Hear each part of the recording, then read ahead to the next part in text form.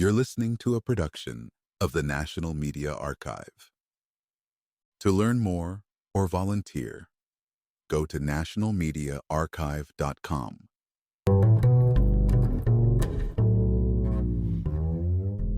There is a legal twist happening right now in Iowa involving Donald Trump and a lawsuit over what he called a suppression poll. He had filed this in federal court against a pollster named Ann Seltzer and the company that owns a major newspaper in Iowa. Now, Trump wants to drop that federal case himself and start all over again in state court. The reason for this is simple. He did not get the fast payoff he wanted in federal court. He thought the company that owns the newspaper would settle quickly, like some other news outlets have done before. He also figured the pollster would not have the money or backing to fight back hard. But they did. They fought back. They did not settle, and they forced him into a corner. So now Trump wants to hit reset. He wants a fresh judge, a new courtroom, and maybe a better chance at forcing a deal in state court. But it might not work. The people he is suing can argue that he cannot just drop one case because he does not like how it is going and file the same thing somewhere else. Courts have rules to stop that from happening. Those rules make sure people do not get to fight the same fight over and over in different places just to wear the other side down. There is another layer here, too. He rushed this move because Iowa now has a new law that punishes people for filing what are called slap suits.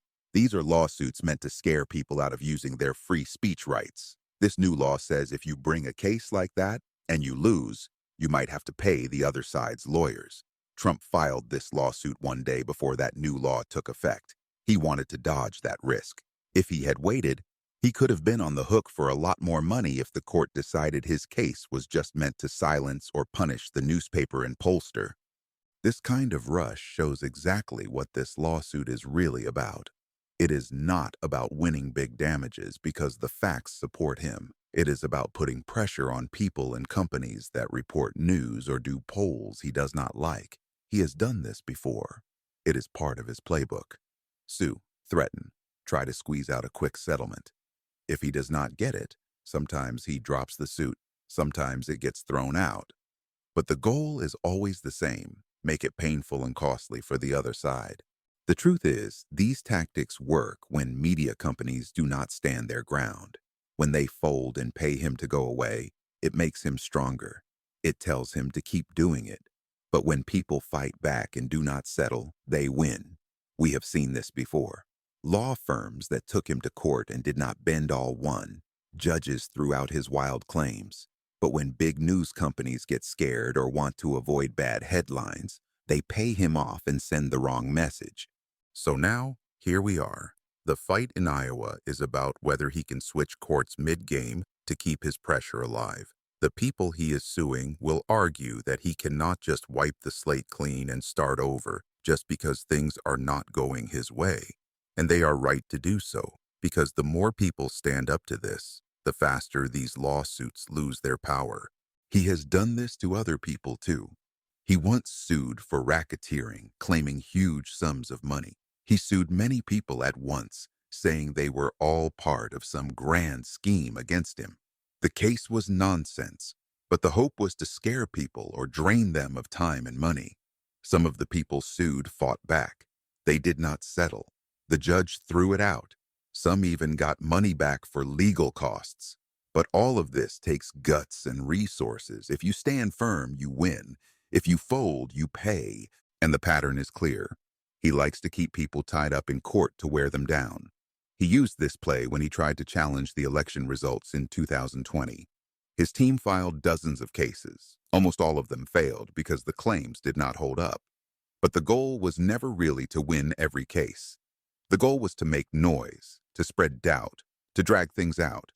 It is the same idea here. The Iowa lawsuit is not likely to win, but it could wear out the pollster or the newspaper. It could cost them money. It could make them think twice about doing a poll like that again. This is where the bigger picture comes in. These kinds of tactics do not work if news companies stand strong. If they all stop paying off these threats, they would go away.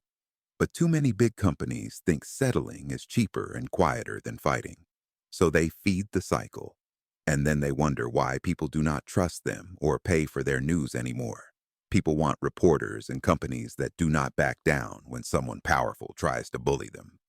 If the news companies that caved before had stood up like the people in Iowa are standing up now, maybe this lawsuit never would have happened. Maybe this playbook would be dead. But instead, we are here watching another round of the same old game, and that is where things stand for now. Let's look closer at what happens if he does manage to move this fight from federal court to state court. Right now, his case is going nowhere fast in federal court. The judge does not seem likely to give him what he wants. So he is hoping that by switching courts, maybe he gets luckier. Maybe he gets a judge more open to his arguments, or maybe just a judge who lets the process drag on longer so he can keep up the pressure. But the reality is, the facts do not change just because the courtroom does. The same poll was done. The same newspaper published the results. The same claim about so-called suppression is just as thin. So even in state court, the case still looks weak. It is not suddenly going to have more evidence. The laws about defamation and free speech do not magically flip because you cross into a state courtroom instead of staying in a federal one. And here's the bigger thing. It is not really about winning the lawsuit. He knows he is not likely to win.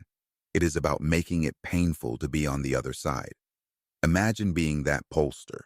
She has good lawyers, but it still costs time. It still costs energy. It still means more court dates, more filings, more stress.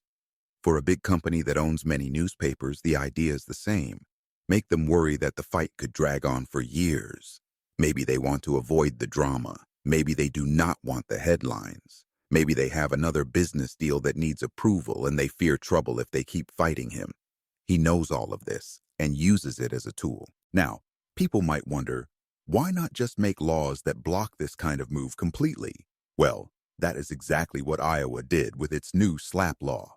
That law says you cannot just file lawsuits meant to shut people up and then walk away with no cost. If you try it and lose, you pay. But Trump filed this before the law took effect, one day before. It is like racing to get through a closing door. He knew the risk of losing would be higher if he filed later, so he filed fast, hoping he could still get the benefit of the old rules. But courts see this kind of thing all the time. Judges know when someone is playing games to keep a weak case alive. The judge in federal court could say, "No, you cannot just drop this now because you do not like where it is heading."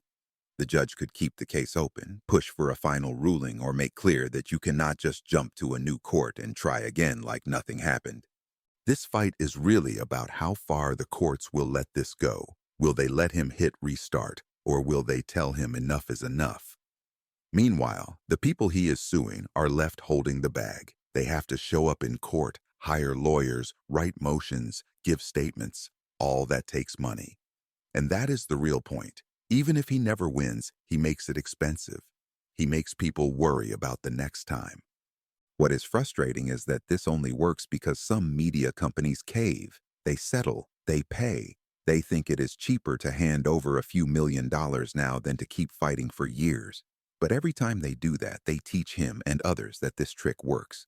They teach him that a lawsuit, no matter how weak, can bring in easy cash if you just keep up the threat long enough.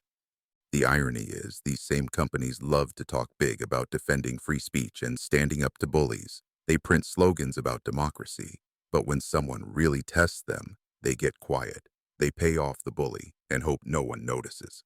But people do notice. People see that the loudest defenders of the truth sometimes do not back it up when it counts, and that is why some people stop trusting them.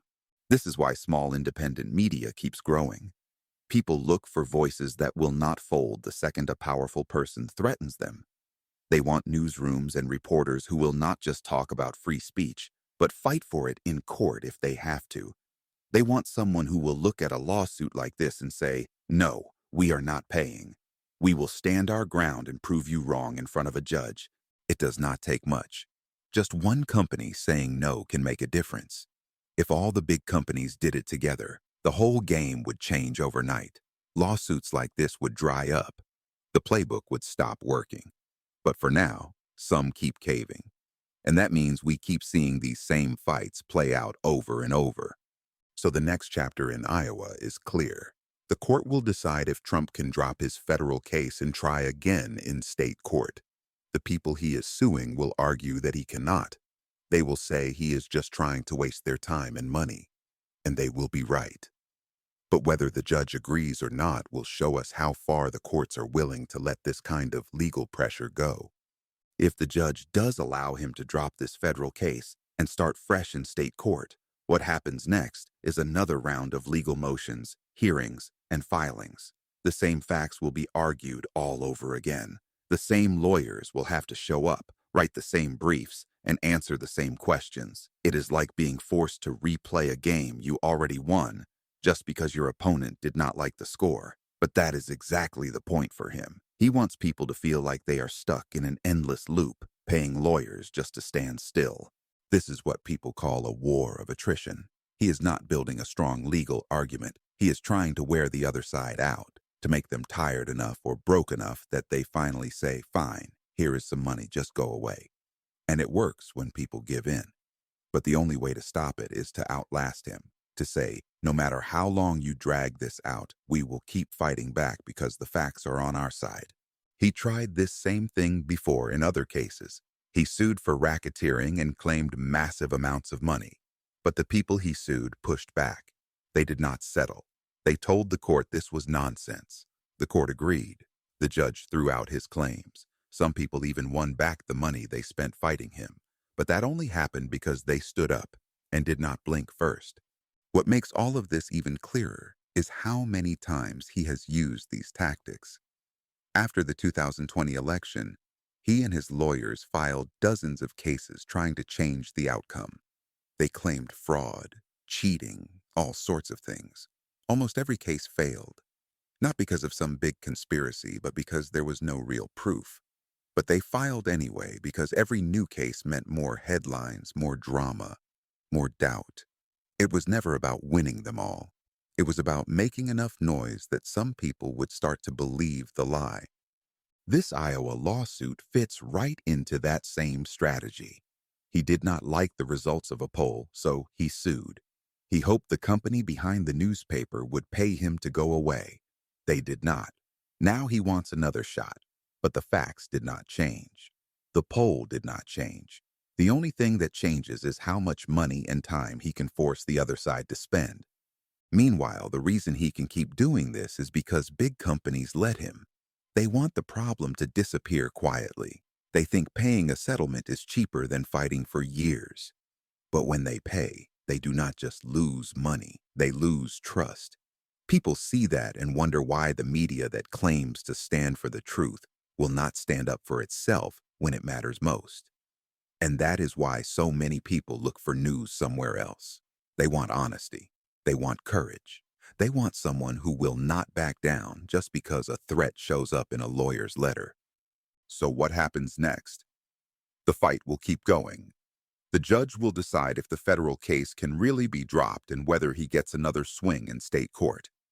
If he does, the people he is suing will be back in court, showing the same facts, making the same arguments, and proving again that this is all a game to drain them of time and money.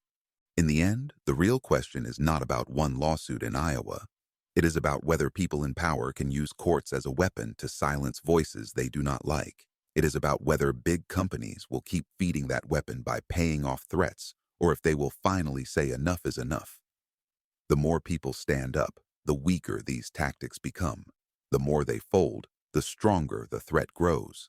One lawsuit at a time, the pattern stays the same. The only thing that changes is whether people have the backbone to fight. In Iowa right now, they are fighting. And if more people follow that lead, this playbook will finally lose its power.